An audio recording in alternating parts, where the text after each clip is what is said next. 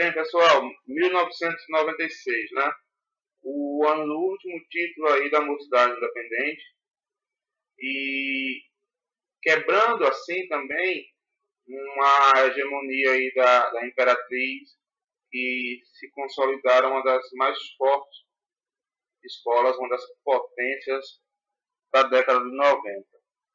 Tá? E foi um ano de uma briga muito aguerrida, assim como em 1995, a Imperatriz de um lado, a Portela do outro, só que dessa vez a Mocidade de um lado, a Imperatriz do outro. O ano teve muitas surpresas e principalmente pela qualidade dos sambas. É um ano de sambas muito bons. E, curiosamente, no ano em que os sambas tiveram um destaque muito especial, duas das mais fortes escolas neste quesito, né, deixaram um pouco a desejar na sua obra. A Portela e a Vila Isabel. Duas grandes fábricas de sambas enredos, mas que em 96 ficaram ali na parte do meio da tabela enquanto samba enredo. Né? Falar um pouquinho então de como foram os desfiles de 1996, começando pela a primeira escola da noite, o Império da Tijuca, que voltava ao grupo especial depois de um bom tempo longe do mesmo. Né? O enredo de Império da Tijuca era um enredo interessante, curioso, com um cunho social e histórico muito bom para carnaval. Eu achei uma sacada muito interessante fazer do Nordeste um reino independente. Né? Tirar o Nordeste do Brasil e transformar ele em um país. Né? E como seria a construção, né, desse país. A escola, o desfile começou muito cedo, a escola ainda começou a desfilar sobre a luz do dia, né? E teve alguns problemas de acabamento, alguns problemas de concepção de alegorias, que realmente não ajudaram muito a escola no seu desempenho. Tá? Agora, uma coisa que eu gosto muito além desse enredo, é o samba. O samba tem umas sacadas muito boas. Por exemplo, quando ele cita que os parlamentares, né, do Nordeste seriam Caba da Peste, os cantadores, os repentistas, as rendeiras. Então, ele faz essa associação muito interessante. Né? Era um samba muito rico, né? Mas o desfile não funcionou. Né? Infelizmente, não foi o grande desfile do Império da Tijuca. A segunda escola que entrou na Sapucaí também, ainda uma escola recente no grupo especial, foi a Grande Rio. Né? Com um enredo totalmente histórico, descritivo, uma história oficial, né? Falando sobre o período em que o Brasil foi governado pelos espanhóis. Né? Na era dos Filipes, o Brasil era espanhol. E um desfile que mostrou ali um luxo, né, muito grande, um emprego do luxo ali dentro da escola de uma forma muito opulenta, muito visível. Porém, a escola teve problemas graves de organização. Né? Muitas alas incompletas porque as fantasias não chegam. Nem parece a Grande Rio que a gente conhece hoje. Mas naquele período aconteceu isso. Muitas alas que não desfilaram, muitos componentes que não desfilaram porque a fantasia não chegou. Alguns carros ainda inacabados entrando na Sapucaí. Né? Mas foi um enredo muito bem desenvolvido pelo Roberto Janief, né, o polonês. A escola fez um desfile razoável. O que realmente chamou a atenção desse desfile foram a bateria da escola e o samba, que era um samba realmente muito bom, dos grandes sambas da Grande Rio em sua história. A terceira escola foi a Caprichosos de Pilares. A Caprichosos, já desde 95, já tentava fugir um pouco daquela característica, daquele aspecto que lhe foi dado e que ficou tão próprio na escola, do humor, né, dos enredos leves, debochados, irreverentes. A Caprichosos tentava sair um pouco dessa veia, e já em 95 não tinha dado tão certo. E em 96 ela pegou a história do chocolate para contar. Trouxe o carnavalesco para Alexandre Lousada, foi uma aposta muito alta da escola. A escola realmente foi um ano que a escola deu tudo de si. O desfile teve uma plástica muito boa, teve momentos, sacadas de visual muito interessante, mas o samba não era, para muitos, até muito machiado, né? O samba não era dos melhores, e a escola passou um pouco fria, né? Não teve a empolgação que justamente a gente costuma ver na Caprichosa, que é aquele povo se jogar como se não houvesse amanhã, né? E a escola deixou a desejar bastante na sua apresentação. Né? Entra então a quarta escola da noite, Salgueiro. Né? Salgueiro que vem a falar sobre a influência da cultura italiana dentro do nosso país, né? Anarquista sim, mas nem tanto. O desfile com a cara do Salgueiro, né? Com muito vermelho, com muito branco, com muito detalhe, mas algumas coisas dentro da plástica do Salgueiro muito abstratas. O carnavalesco era um jovem carnavalesco, né? E sofreu muitas críticas, porque tem algumas fantasias muito simplórias e que não tinham significado claro dentro da fantasia.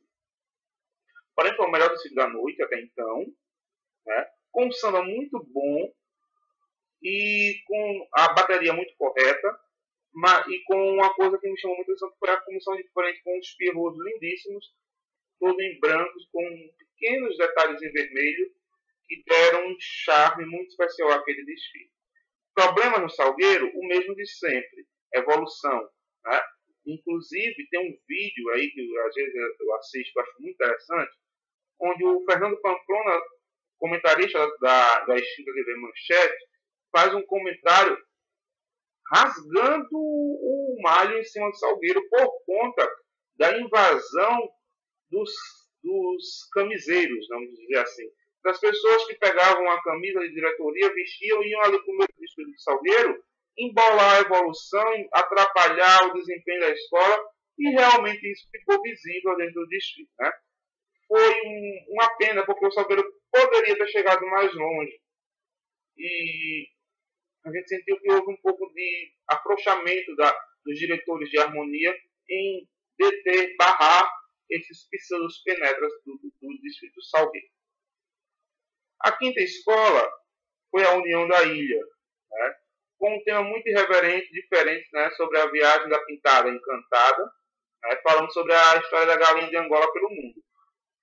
Para mim, o tema mais curioso do ano, mais interessante, porque você pegar um animal e perceber que ele tem uma história que faz uma interligação de vários momentos da história e de vários locais do mundo, isso é um achado. Né? Então, de cara, eu já achei o melhor enredo do ano. Né? Parecia simples, mas tinha uma mistura que nos levava a gregos, a egípcios, a portugueses, e vinha e culminava com o africano, com o candomblé e com os rituais em que a galinha de Angola é utilizada. Então, foi um acerto, porque é um enredo com um recheio cultural, uma riqueza cultural muito grande. Né? E a ilha tinha o Chiquinho Espinosa como carnavalesco, tinha um samba maravilhoso, uma bateria impecável, mas o pecado da ilha foi, assim como parte das escolas que tinham desfilado até então, naquele momento, foi a plástica. Né? Faltou detalhismo, faltou um pouco mais de requinte, faltou um pouco mais de acabamento, de limpeza nas formas. Às vezes a gente não tinha ainda a high definition, essas coisas todas de televisão, então ficava muito difícil às vezes você entender o que estava acontecendo ali, porque era uma poluição visual muito grande em alguns carros da União da Ilha. Né? E a escola também teve uns probleminhas sérios de evolução, alguns buracos que ficaram claros na Sapucaí. Mas foi um bom desfile da União da Ilha, mas é aquele desfile que termina e que você diz assim, puxa vida, poderia ter sido mais bem explorado. pela riqueza que é esse enredo. E chega a Portela, né? A vice-campeã de 95, engasgada com aquele meio ponto tirado em evolução, e a Portela entra na Sapucaí com a vontade maior de buscar o título, de morder o campeonato que há muito tempo não vinha. Problemas. Primeiro deles, para que isso acontecesse, a Portela precisaria ter um desfile melhor do que o de 95, ou pelo menos no mesmo patamar, e para isso precisaria de um samba tão bom quanto aquele de 95. Né? O enredo já era um bom enredo, né? Falado sobre a música, mas o samba não era um samba que nem de longe já tinha a cara de Portela. Né? Um samba com uma letra um pouco estranha, uma melodia que também deixava ele um pouco cansativo, arrastado. Né? Não foi uma boa escolha de samba da Portela.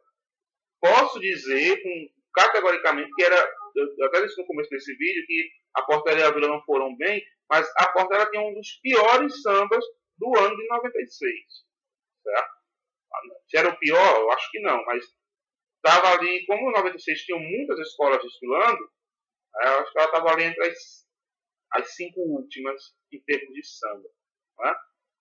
E a Portela veio um pouco mais tímida, porém bem acabada, né? Novamente com boas fantasias, mas incrivelmente aconteceu que raríssimas vezes eu via acontecer na Portela. Problema de evolução, os carros da Portela não saíam, não conseguiam dar vazão ao local da dispersão, a escola ficou presa e simplesmente estourou o tempo e acabou perdendo 2 pontos, 2 pontos esses que foram valiosíssimos, que tiraram as chances da Portela brigar para voltar no sábado das campeãs. Né? Com a pena mesmo, mas o desfile em si teve muitos erros. Outra escola que também teve muitos erros, e aí gerou-se uma confusão danada na Sapucaí entre Portela e Viradouro. A Viradouro entra na Sapucaí com um desfile sobre a Aquarela do Brasil no ano 2000, né, mostrando o Brasil de ponta a ponta, o que era que o Brasil tinha. Um desfile com muita informação para pouco espaço.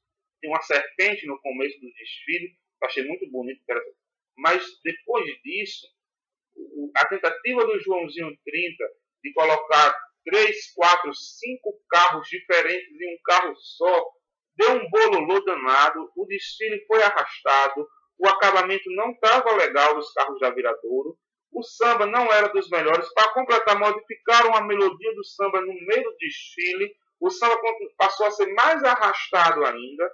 A escola teve um problema sério, vários problemas sérios de evolução, se enganchou na dispersão na hora de sair. Começou uma discussão com a Portela, dizendo que não saía porque os carros da Portela não saíam, e até hoje ninguém sabe se foi Portela, se foi Viradouro. O fato é que as duas causaram um verdadeiro transtorno no carnaval, tanto Portela quanto o Viradouro. Né? Muitos diretores exaltados da Viradouro, falando que tinha que respeitar. Eu acho que a Viradouro nunca sofreu desrespeito na Sapucaí, principalmente na década de 90. Né? Agora, a proposta do carnaval não foi bem executada. Né? Houve erros sérios. Né? Você mudar a entonação do samba no meio do desfile é muito grave, porque ficou perceptível. Né? E foi uma coisa que diminuiu o temperamento do samba, vamos dizer assim, e acabou engessando a escola. Né? Sem falar do excesso de alegorias, carros acoplados, que não foi legal. A Viradouro não fez um bom desfile. Isso tudo gerou um problema de atraso.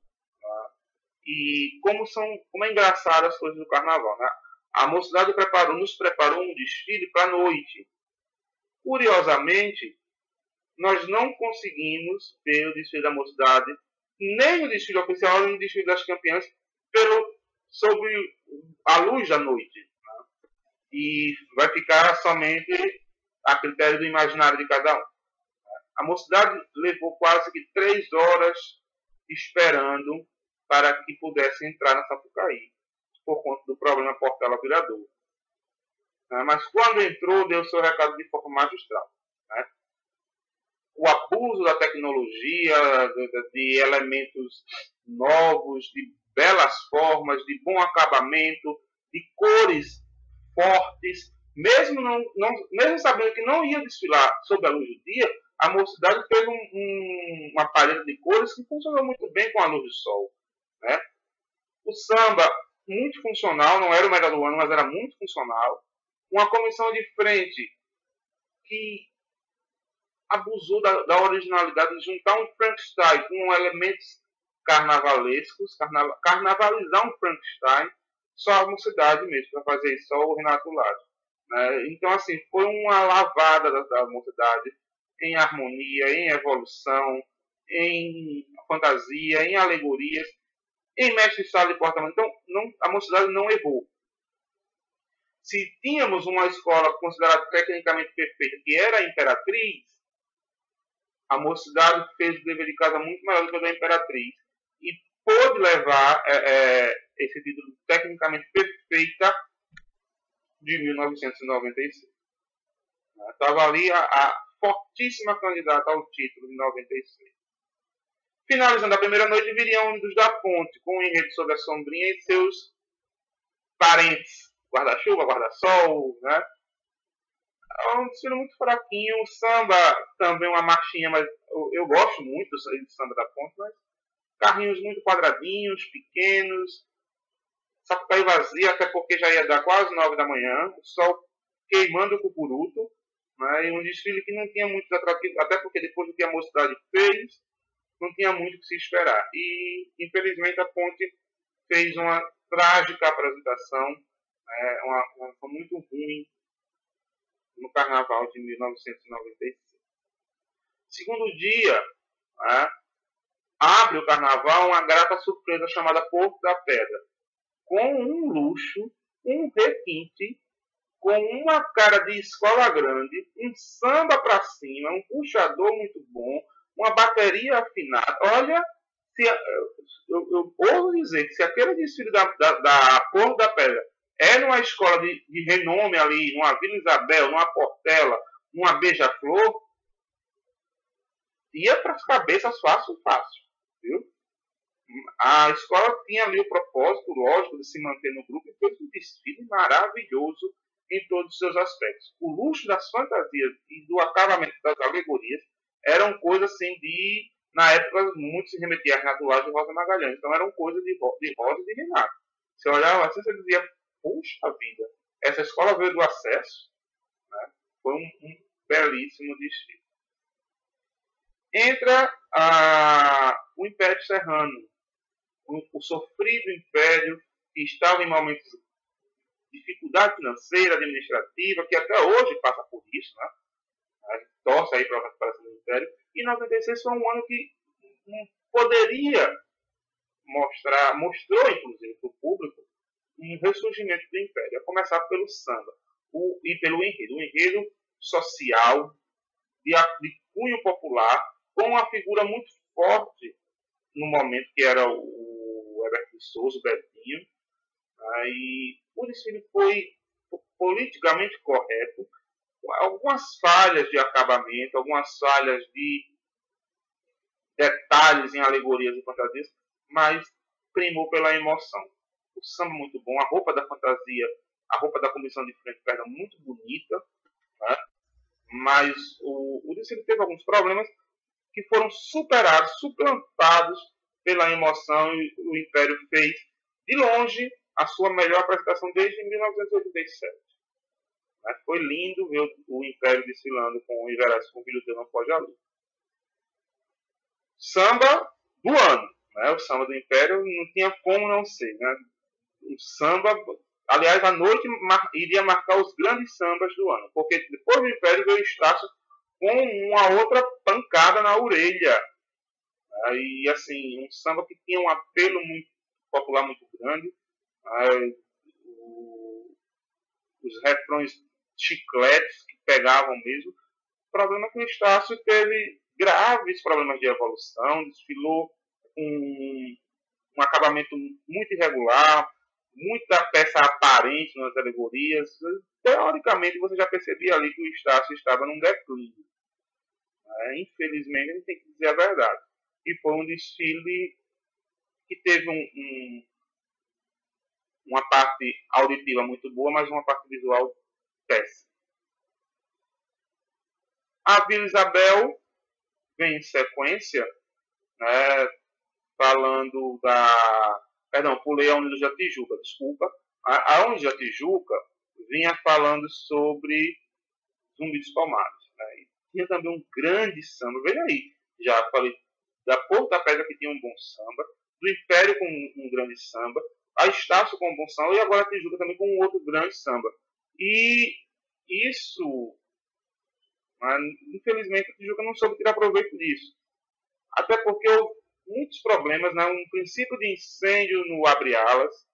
Depois a escola começou a se perder toda na sua evolução, buracos atrás de buracos, problemas atrás de problemas, uma correria enorme para terminar o desfile.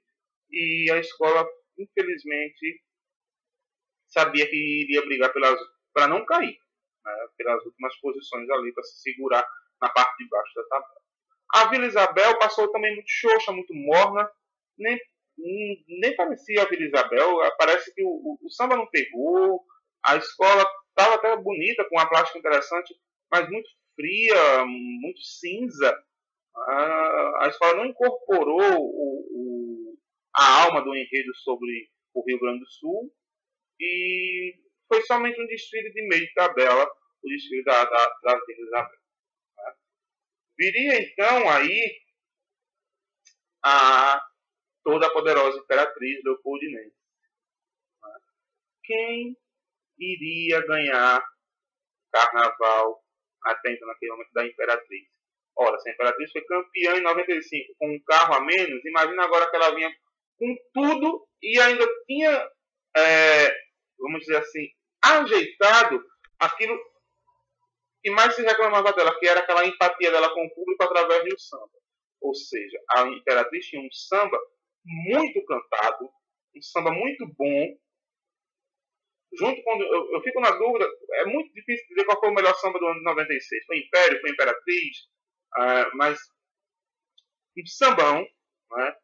Um carro de som extraordinário, um desfile maravilhoso, um requinte de fantasia, de luxo.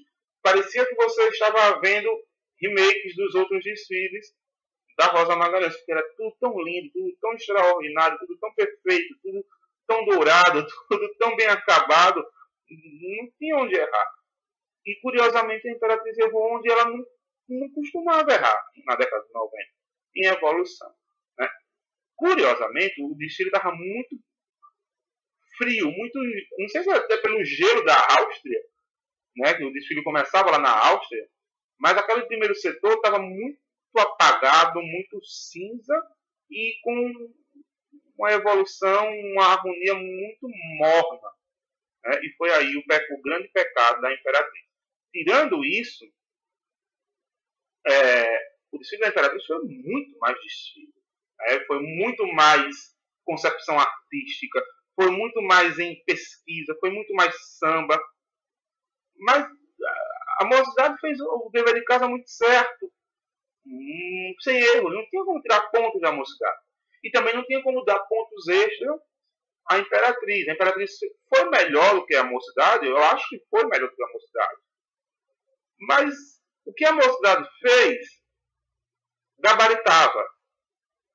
Valia 10. E o que a Imperatriz fez também valia 10, apesar de estar melhor. Mas não tinha como dar uma nota maior do que 10. Então a Imperatriz, na única questão que ela errou, ela perdeu o título que foi justamente em evolução. Um 8,5 em evolução, que acabou um 8,5 e um 9,5. No 8,5 caiu, né, e ficou 9,5. Mas vale salientar, foi o desfile, para mim, o desfile do ano. Tá? Foi esse da Imperatriz. Em seguida veio a Beija-Flor falando sobre a história a pré-história brasileira, o primeiro homem do Brasil, na verdade, a primeira mulher do Brasil, né, e os sítios arqueológicos. E ali a gente começava a ver uma coisa. Muito se falou, quando o Milton Cunha começou a trabalhar no carnaval, do talento, da ousadia, da irreverência. E nesse enredo, mesmo a Beija-Flor fazendo tendo feito um belo trabalho, mostrou-se que o Milton, por muitas vezes, abusava da irreverência e perdia a mão, perdia o toque de classe, de maestria, e deixava a coisa mais caricata do que bela, mais caricata do que bela. E foi isso que aconteceu nesse desfile da Beija-Flor. Houveram algumas coisas assim que foram desnecessárias, né?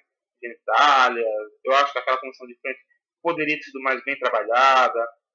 Enfim, faltou toque de potência de carnaval, não para Beija-Flor, mas para o carnavalesco que naquele momento estava lá.